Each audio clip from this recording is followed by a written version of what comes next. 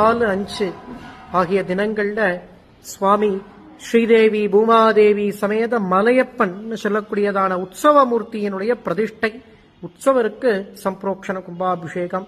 3ஆம் தேதி யாகசாலை ஆரம்பம். 4ஆம் தேதி சாயந்தரம் பெருமாளுக்கு மகாசாந்தி திருமஞ்சனத்திலிருந்து சயனாதிவாசங்கள்லாம் 4ஆம் தேதி சாயந்தரம் நடக்கிறது.